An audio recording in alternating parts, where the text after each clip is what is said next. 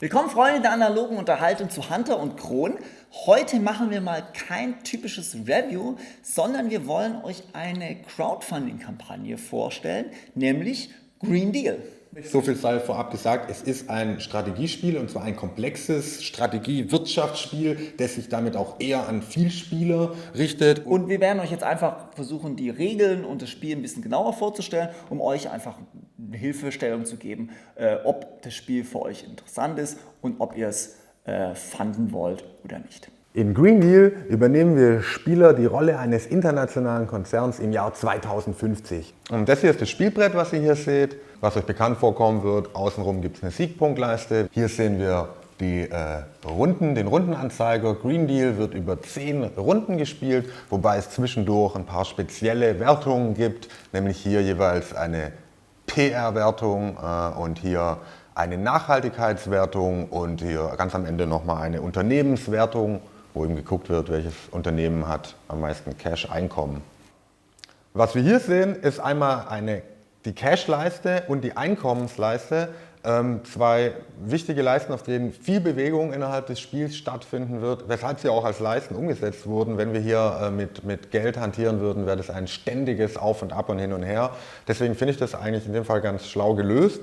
Man sieht hier immer das Cash, momentane Geld, was man wirklich zur Verfügung hat, und auf der grauen Leiste das Einkommen, was man also generiert. Ein wichtiger Teil des Spielbretts ist natürlich hier die Projektleiste mit den 4 Projektkategorien. Das wäre einmal grün Umwelt, blau Jobs, rot Soziales und hier gelb-orange Forschung. 4 verschiedene Kategorien, wo wir in Projekte investieren können.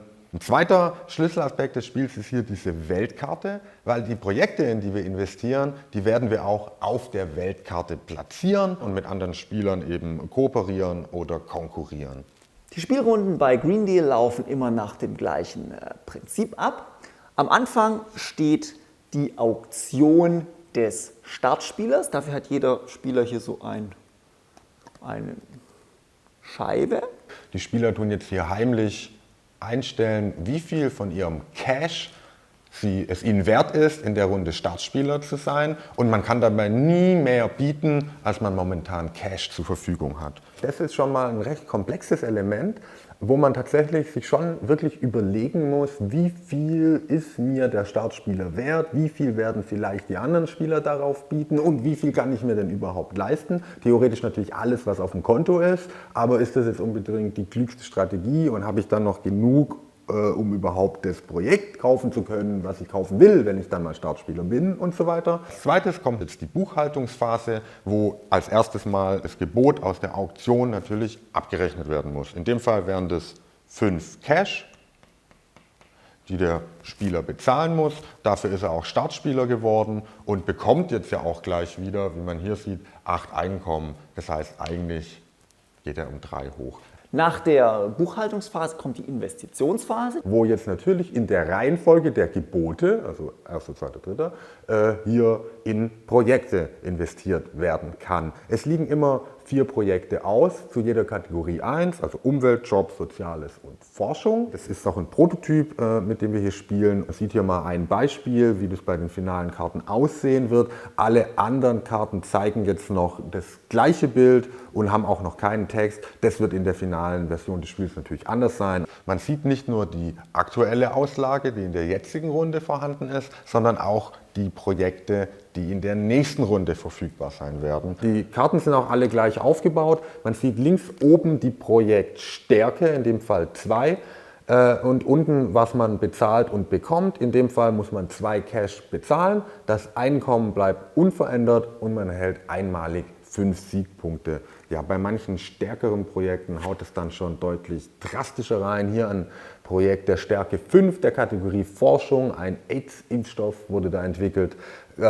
Haut mit 20 Cash aufs Konto, ist halt teuer, Forschung.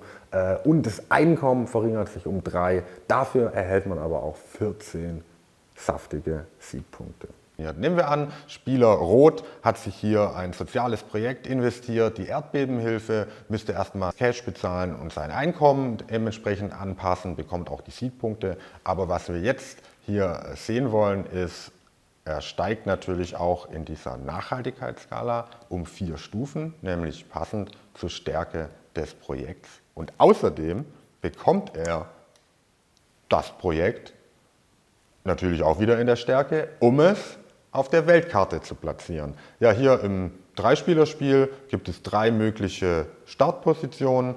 Nehmen wir mal an, Spieler Rot stellt sein Erdbebenhilfenprojekt hier, platziert es hier auf der Weltkarte. Spieler Blau investiert in ein Umweltprojekt, das heißt nur Stärke 2, bekommt auch das Projekt, um es auf der Weltkarte zu platzieren, eben auch Stärke 2. So.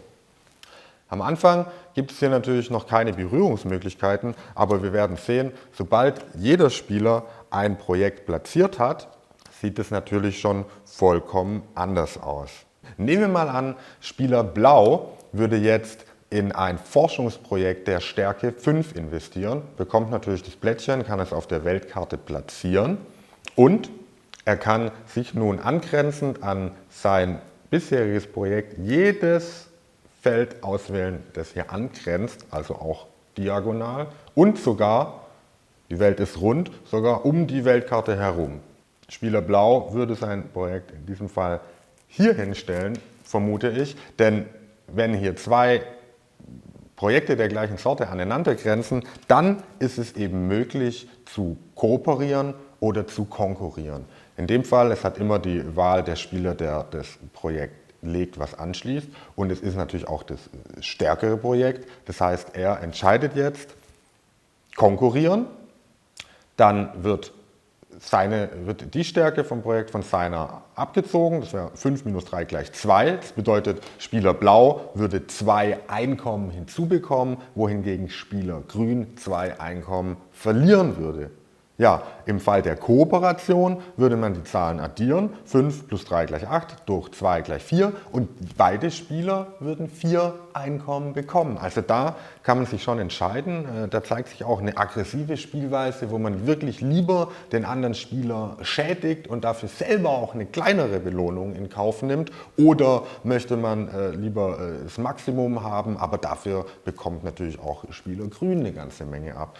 Ja, nun ist ein besonderer Clou des Spiels, weswegen es überhaupt so wichtig ist, ab und zu mal Startspieler zu sein, weil es kann immer nur pro Runde in ein Projekt weniger investiert werden als Spielerteilnehmer. Bei 3 Spielern zum Beispiel haben 2 Spieler ein Nachhaltigkeitsprojekt erworben, werden die restlichen beiden abgeräumt und der 3. Spieler kann dann einfach auch kein Nachhaltigkeitsprojekt mehr kaufen. Und das führt eben oft dazu, dass dann der 3. Spieler die 2. Option wählt und die ist hier eine dieser Aktionskarten nehmen. Da liegen auch 2 offen aus. Es ist ein sehr starkes Trostpflaster. Es gibt Aktionskarten, die so stark sind, dass man sich tatsächlich auch eben taktisch überlegen kann, in der Runde biete ich jetzt mal mit Absicht ganz wenig oder eigentlich gar nichts, weil es mir gar nichts ausmacht. Ich habe es eigentlich auf die Auktionskarte abgesehen. Hier in der aktuellen Runde liegen zum Beispiel aus Gute Anwälte, das ist eine Aktionskarte mit einem dauerhaften Effekt, hier auch rechts oben an dem Unendlichkeitssymbol zu erkennen. Na, mit den guten Anwälten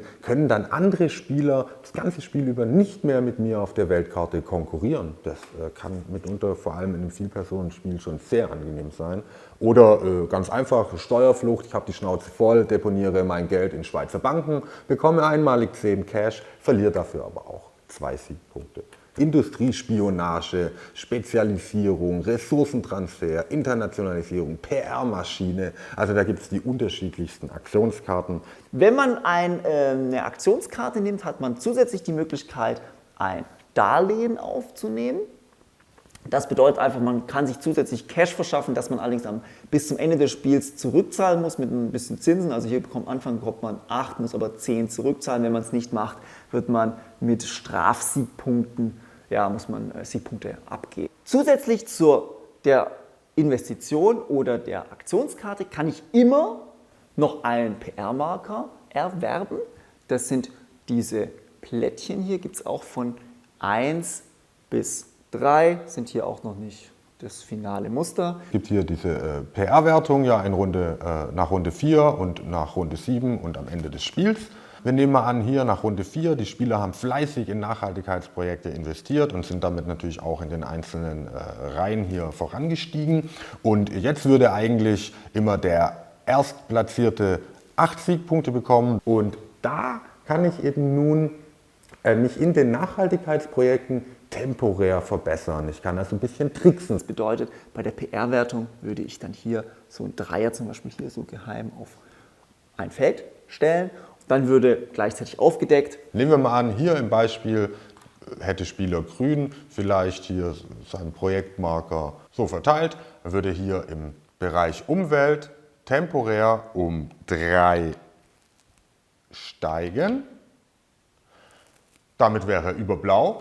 Jetzt würde er die 8 Siegpunkte bekommen und Spieler Blau bekommt nur noch 4 Siegpunkte. Als allerletztes ist noch so, dass ich, wenn ich jetzt sehr viel Cash habe, was ich irgendwie nicht so richtig verwenden kann, dann kann ich auch Cash direkt noch in Siegpunkte umwandeln, indem ich eine Dividende an die Aktionäre ausschütte. Nach Runde 6 kommt die erste Nachhaltigkeitswertung, wo man nun eben zusätzliche Siegpunkte erhält für die niedrigste Projektkategorie. In dem Fall wären alle 3 Spieler hier noch auf 0, wo man eben sehen muss, es macht Sinn, die Projekte gleichmäßig voranzutreiben, um hier wirklich Bonus-Siegpunkte zu ergattern.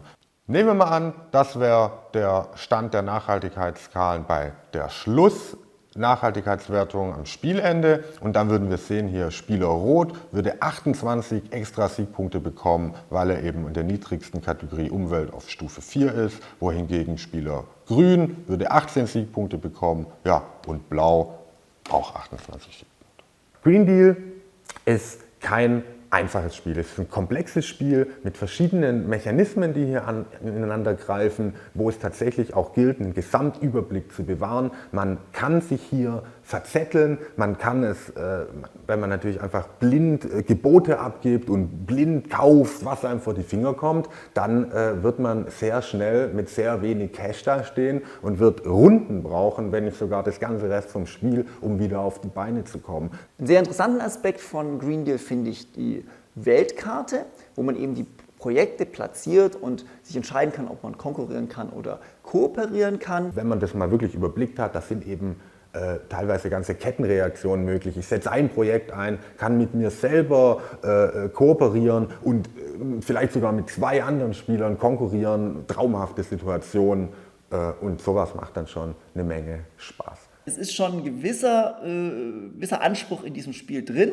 Und das sollte man sich bewusst machen, aber die Entwickler, glaube ich, sind sich dessen selber auch bewusst und deswegen bieten sie auch an, ja. Man kann es kaufen, richtig. Fanden. Man kann es fanden und wenn es einem nicht gefällt, gibt es sozusagen eine Geld-Zurück-Garantie. Also wer jetzt irgendwie neugierig geworden ist, sagt, ja, Wirtschaftsspiele, ich finde es total interessant, aber ich weiß jetzt nicht genau, das ist ja auch irgendwie doch eine ganze Summe Geld und so. Aber dann könnt ihr wirklich bedenkenlos zuschlagen, weil, wie gesagt, wenn es euch nicht gefällt, schickt es zurück und mehr als auf den Versandkosten bleibt ihr in dem Fall nicht sitzen. Die Entwickler bieten das an, das finde ich super. Und ich kann auch nur sagen, wir unterstützen dieses Projekt total gerne, weil wir glauben, es muss mehr deutsches Brettspiel, Crowdfunding geben.